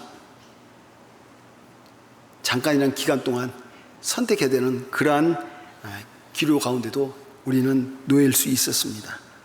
육신의 영달보다 민족의 생존과 그리고 자기가 만약에 나갔을 때 혹시나 죽을 수도 있기 때문에 그 고난의 길, 정말 죽을 수 있는 그 생명 위협하는 그 길을 자기가 택할 것이냐, 그 둘 가운데 하나를 자기는 택해야 할 것입니다. 그런데 모르드게가 이런 얘기를 하죠. 만약에 네가 나가서 네가 나가지 않고 네가 그래 홀로 괜찮을 것이라고 생각해봐라. 하지만은 하나님께서 다른 사람을 통해서 분명히 우리를 구원할 것이다. 그리고 너는 분명히 멸망할 것이다. 어차피 이렇게도 멸망이요 저렇게도 멸망이요. 에스더는 마음 가운데 결정을 하게 됩니다. 보내죠. 뭐라고 합니까? 나를 위해서 3일 동안 금식하며 기도를 해달라고. 내가 그에게 날아갈 것이다. 그러면서 이런 얘기를 합니다. 16절입니다. 같이 한번 읽겠습니다. 당신은 가서 수산에 있는 유다인을 다 모으고 날 위하여 금식하되 밤낮 3일을 먹지도 말고 마시지도 마소서. 나도 나의 시녀로 더불어 이렇게 금식한 후에 규례를 어기고 왕에게 나아가리니 죽으면 죽으리라. 죽으면 죽으리라. 여러분들, 이 세상에서 가장 무서운 사람은요, 죽을 걸 각오가 나은 사람이 가장 무서운 사람입니다. 제가 예전에 부산에 있었던 적이 있거든요. 근데 부산에 보면은 제가 살던 그 동네가 약간은 그런 조직에 있는 분들이 이렇게 가끔씩 보여요. 양복 입고 머리를 이렇게 짧게 하고. 그런데 몇 사람이 쭉 이렇게 뭐 얘기하고 그러더니 어떤 차가 딱 쓰니까는 그 앞에 도의를 탁 하는 거예요. 근데 덩치들이 보니까 한 90에서 한 100kg 정도 되겠어요. 그런 사람들 쭉 쓰는데, 글쎄 난 그 안에 타고 내리는 사람이 과연 저 덩치 저 등바닥을 하겠구나 하고 딱 봤는데 웬걸 저보다 작은 사람이 딱 내리는데 전부 다 형님 하는데 제가 굉장히 놀랐습니다. 그 여러 사람 중에 한 명이 저 사람하고 싸워가지고 못 이길까? 이런 생각을 했는데 그 사람이 내렸는데 그 사람이 형님이었어요. 그런 얘기 하잖아요. 등발 작아도 말입니다. 죽기 살기로 나가서 싸우면요, 그 등발이 아무리 있는 사람이라도 그 죽기 살기로, 그죠? 사는 건 아니에요. 죽기로 각오하고 나가는 사람은 그 사람을 이길 사람이 없다고 얘기합니다. 여러분들, 우리 이미 벌써 한 번 영원한 멸망 가운데, 우리 죄 때문에 지옥에 갈 그 위기 가운데서 우리는 다시 살아난 사람입니다. 어차피 우리는 덤으로 주님이 주신 인생을 사는 사람들입니다. 우리가 생명을 걸고 하는 일에 어차피 우리는 죄 때문에 지옥에 갈 수밖에 없었던 사람이었지만 예수님의 흘리신 피로 말미암아 우리는 다시 살아난 거듭난 그런 그리스도인들입니다. 우리는 이제부터 이후에, 그쵸? 구원받은 이후에 사는 삶은 덤으로 사는 삶입니다. 우리에게는 무서울 것이 없는 겁니다. 여러분들, 생명을 걸고 나가는 사람. 예전에 초대교회 시대 때 가장 무서운 사람이 어떤 사람인 줄 아십니까? 창칼 쓰면서요, 세력이 있고 권세가 있었던 사람이 제일 무서운 사람이 아니라 목숨을 아무것도 아닌 것처럼 복음을 위해서, 주님을 위해서 내어놓았던 그리스도인들이 가장 무서운 사람이었다고 그런 기록이 나와 있습니다. 이 시대도 마찬가지입니다. 제일 무서운 사람이 어떤 사람이냐? 물불을 안가는 겁니다. 죽음을 어떻게 해요? 아무것도 아닌 것처럼 내어놓고 복음을 위해서 내어놓는 사람이 가장 무서운 사람들입니다. 에스더는 정말 그 마음 가운데 너무나 간절한 그런 마음을 가지고 있었습니다. 그리고 하나님께 간절히 기도했습니다. 3일 동안 금식하면서 하나님께 간절히 기도했습니다. 왕에게 나갔을 때 하나님께서 그 왕의 마음을 움직여 주신 거예요. 우리도 마찬가지입니다. 우리 마음 가운데 정말 간절한 마음으로 하나님께 정말 기도하고 우리의 사랑하는 가족들 위해서 자기 목숨이라도 걸어도 좋다는 그런 마음으로 나간다면 주님께서 그들의 마음을 분명히 움직여 주실 거라는 것을 저는 압니다. 왜요? 성경을 통해서 그런 걸 많이 보았기 때문에요. 이런 약속의 말씀들, 그리고 움직여서 놀랍게 반전된 그런 일들을 우리는 계속적으로 지금 배우고 있잖아요. 근데 우리는 마음 가운데 자꾸 환경을 바라보게 됩니다. 자신을 바라보게 됩니다. 여러 가지 여건을 바라보게 됩니다. 주님은 그렇게 해서 역사하시는 분이 아닙니다. 주님의 역사는 목숨을 걸고 주님의 복음을 위해서 사는 사람들을 통해서 그 주님의 큰 역사가 일어난 것을 우리는 성경을 통해서 보게 됩니다. 성경 요나서를 보면은 이 요나도 사실은 하나님께서 이 아시아의 수도 니느웨로 가서 복음을 멸망한다고 이렇게 전하라고 얘기하지 않습니까? 하지만 이 요나의 마음 가운데는 그 니느웨 성 사람들이 너무나 미운 겁니다. 왜요? 이스라엘을 항상 침범하고 침략해서 이스라엘을 항상 괴롭혔던 그런 적대 국가가 바로 이 아시라입니다. 근데 그 성 수도, 그죠? 니느웨에 가가지고 이 성이 멸한다고 말씀을 전하라고 했을 때 너무나 그 하나님의 말에 자기는 그게 자기의 믿음과 합하지 않았습니다. 그래서 다시스로 가는 배를 탔습니다. 큰 물결을 일으켜서 결국은 그 그 배가 쪼개지게 됐고 그 안에 있는 사람들은 다 죽게 된 그런 상황 가운데 있었지 않습니까? 그때 하나님께서 요나를 통해서 말하게 하시죠.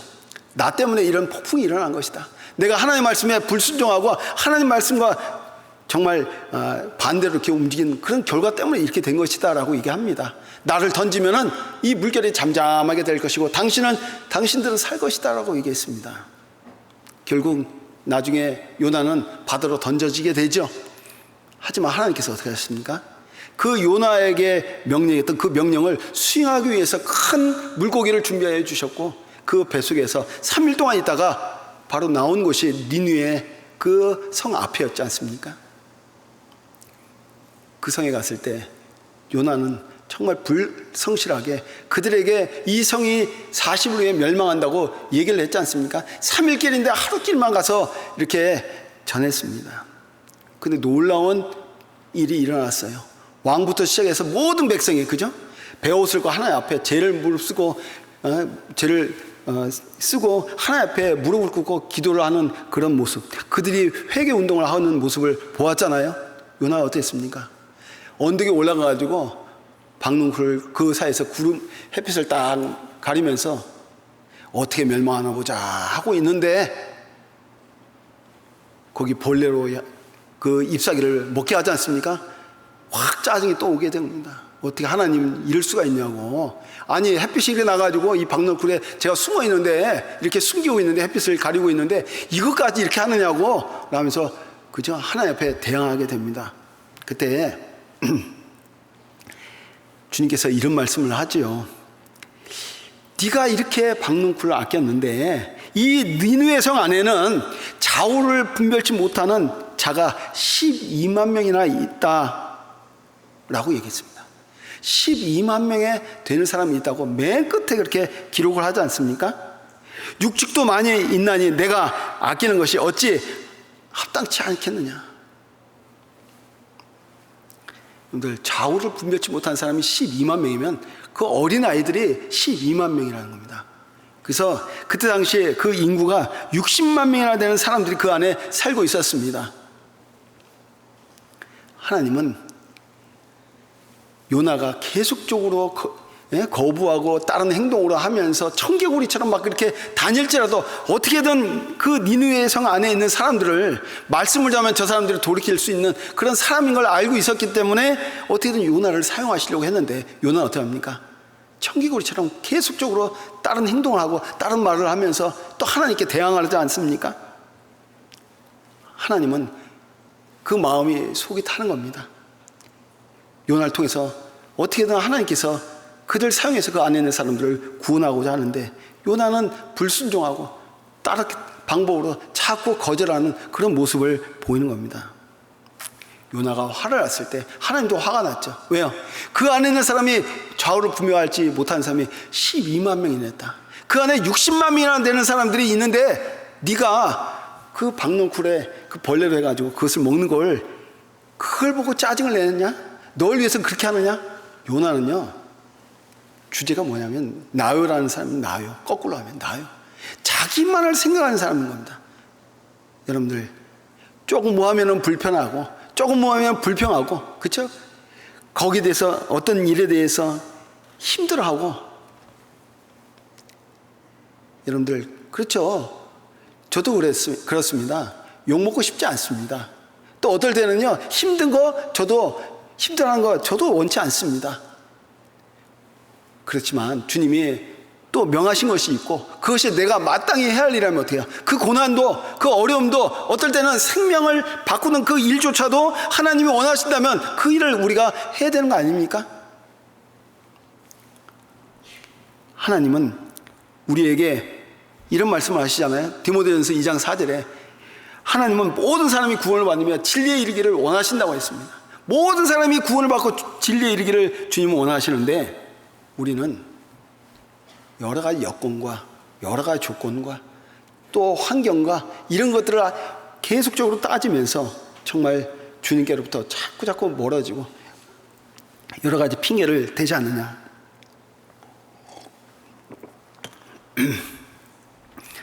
예레미야 23장 보겠습니다.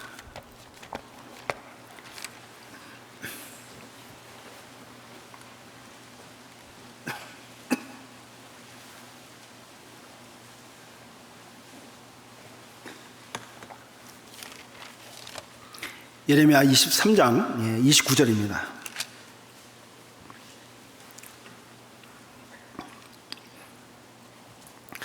같이 읽겠습니다. 나 여호와가 말은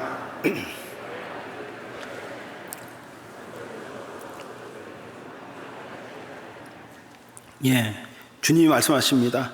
내 말이 불 같지 아니하냐? 반석을 쳐서 부스러뜨리는 방망이 같지 아니하냐? 오늘 우리는 정말 자기 목숨과 바꿔도 좋다, 정말 한 사람의 생명을 구하도 내 생명을 정말 벌 수 있다면 한 생명을 구해도 좋다는 그런 말씀의 얘기를 하고 있습니다. 이 세상에서 가장 위대한 일, 가장 우리의 가슴을 뛰게 하는 일, 바로 한 생명을 주님 앞에 인도하는 일입니다. 그리고 그 영혼이 주님께 구원받는 일입니다. 주님은 이렇게 우리에게 말씀하십니다. 정말 너는 이 세상에서 가장 가슴이 뜨겁냐? 너는 지금 가슴을 뛰게 하는 일을 너는 하고 있느냐? 네 심장이 정말 주님의 복음을 전하는데 뛰고 있느냐? 아니면 냉랭히 식어 있느냐? 라오디게아 교회에게 말씀하셨죠. 내가 차지도 않고 덥지도 아니하니 내가 차든지 덥든지 하기를 원하노라. 정말 우리 가운데 정말 뜨거운 마음으로 주님의 복음을 같이 전하는 그러한 우리 형제자매가 되어야 되지 않겠습니까? 우리는 어디에다가 마음을 뛰는 일, 정말 심장이 뛰는 일을 어디에 마음을 두고 우리가 살고 있습니까? 어디다가 투자하면 돈을 몇 배로 불린다는데 거기에 가슴 뛰는 일을 하고 있습니까? 아니면 정말 어떤 취미에 빠져가지고 그 일에 마음을 뺏기는데 거기에 가슴 뛰는 일을 하고 있습니까? 불이 난 곳에 달려가는 소방관에게 물어봤답니다. 왜 당신은 무모하게 저 불이 나는 그곳에 뛰어 들어가십니까? 라고 물어봤습니다. 그때 소방관이 이런 얘기를 했답니다. 거기에 죽어간 사람이 있으니까 제가 들어갑니다. 또는 소방관은 이런 얘기를 했대죠. 거기에 나를 기다리는 사람이 있습니다. 그래서 제가 들어갑니다. 어떤 사람은 더 놀라운 얘기를 했습니다. 제 가슴이 뛰는 일이 이 일이니까요. 여러분들, 우리는 이 세상에서 내 가슴이 뛰는 일, 정말 내 육신을 위한 것이 아니라 내 생명을 바꾸어도 한 생명을 구원하는 그 일에 내 모든 것을 투자하고 그 일을 위해서 우리가 살아야 될 겁니다. 어느 세상에서 가장 유명한 그 자원봉사자가 어느 TV 프로에 나와서 했던 그런 이야기입니다. 어느 나라에 가서, 그 아프리카에 가서 어느 최고의, 그 나라에서는 최고의 엘리트 의사인데 아주 오지에 가서 정말 그 병이 아주 심한 그런 사람들을 위해서 자기 휴가를 내가지고 그 환자를 돌봐주는데, 아니, 환자가 정말 계속적으로 몰려오더라는 겁니다. 근데 이 사람은 아주 유명한 의사인데 그 자기 병원에서 일을 하면은 하루에도 엄청난 돈을 벌 수 있는 그런 사람인데, 이 오지에 와가지고 저렇게 냄새 나고 병이 아주 심하고 가난하고 보잘것없는 그 사람을 위해서 지치지도 않고 피곤하지도 않고 또 힘들 터인데 흥겹게 노래를 부르면서 그 환자를 돌봐주고 있는 모습을 보게 됐다는 겁니다. 의아했답니다. 왜, 어떻게 저렇게 할 수 있을까?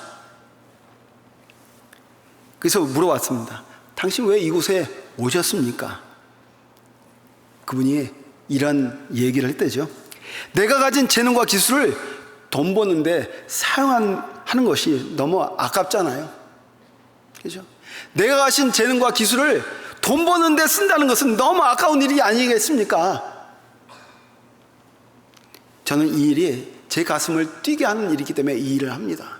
라고 했답니다.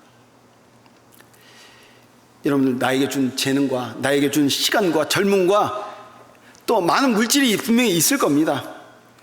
내가 나를 위해서 그 물질을 쓰고 사용하다가 주님 앞에 우리가 서야 되겠습니까? 아닙니다. 내가 가진 모든 것들 정말 주님의 복음을 위해서 사용하다가 주님 앞에 서서 나중에 한 영혼이라도 주님 앞에 돌아오게 사용한다면 주님께서는 네가 이 세상에 살면서 정말 주님의 심장을 가지고 주님의 심장으로 가장 가슴 뛰는 일을 정말 가치 있는 일을 네가 하고 왔구나라고 주님께서 분명히 인정해 주실 겁니다. 내가 가진 모든 것들 정말 주님을 위해서 우리가 사용해야 됩니다. 저는 젊을 때 구원을 받았습니다. 청년 때. 그런데 거의 젊음을 거의 교회 안에서 다 있다가 다 보낸 것 같습니다. 근데 하나도 아깝지가 않아요. 여러분들 세상에서는 정말 주님을 위해서, 아니 세상 어떤 일을 위해서 하면은 후회되고 왜 내가 이걸 했을까 이런 생각을 많이 하잖아요. 근데 주님을 위해서 행했던 이 모든 일들은요, 어느 하나도 아깝지 않고 정말 잘했다는 생각을 많이 하게 됩니다. 그 가운데 구원받지 않은 사람을 주님께 인도하는 일, 이 일은 주님 보시기에 가장 위대한 일이고 정말 주님의 심장으로 가장 가치 있는 일을 우리가 하는 일입니다. 잠언 11장에 이런 말씀이 있죠. 의인의 열매는 생명나무라, 지혜로운 자는 사람을 얻느니라.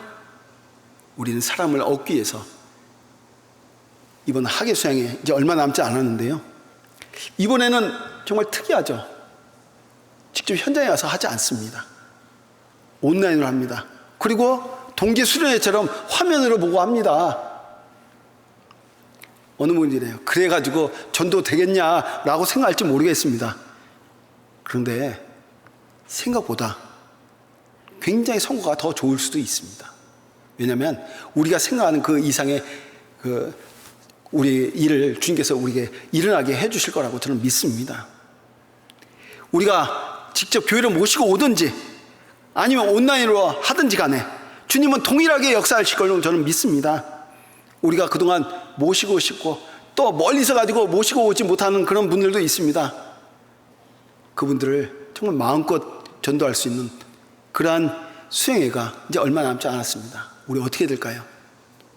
정말 목숨을 바쳐서 목숨을 다 걸고 복음을 전했던 많은 믿음의 선진처럼 우리가 정말 주님의 복음을 힘있게 전할 수 있도록 우리가 같이 기도하고 또 이를 위해서 같이 힘을 합해야 되겠습니다. 그래서 오늘 말씀 정말 내 가슴을, 그렇죠? 우리의 가슴을 뛰게 하는 일, 그 중에 가장 최고의 일은 정말 주님의 내가 가지고 있는 이 귀한 복음을 많은 영혼들에게 전하고 내 생명과 바꾸는 한 이때라도 그분들의 생명을 주님 앞에 돌아오게 하는 일, 그 일을 위해서 우리의 모든 생애를 바쳐야 되겠습니다. 이것으로 마치겠습니다. 기도하겠습니다.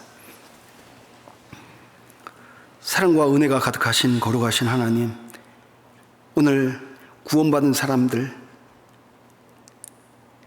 정말 그리스도인들이 주님 앞에 마땅히 해야 할 일이 무엇인지를 또 알게 해주셔서 감사합니다. 우리 마음 가운데 정말 그리스도의 심장을 가지고 아직까지 하나님의 사랑을 깨닫지 못한 많은 영혼들에게 오늘 말씀을 전해도 또 전하다 죽어도 좋다는 그런 마음으로, 또 죽으면 죽으리라는 그런 마음으로 복음을 전할 수 있도록 주님 도와주시옵소서. 세상은 우리가 모이지 못하도록 여러 가지 제약을 그리고 조건을 걸지만은 하나님의 말씀 매이지 않는다는 걸 우리가 압니다. 주님, 이번에 학예 수양을 통해서 많은 영혼들이 주님 앞에 돌아올 수 있도록 우리가 생각하는 것보다 더 넘치도록 우리에게 역사해 주시옵소서. 오늘 함께 하신 주님께 감사드립니다. 주 예수님 이름으로 감사하며 기도드렸습니다. 아멘.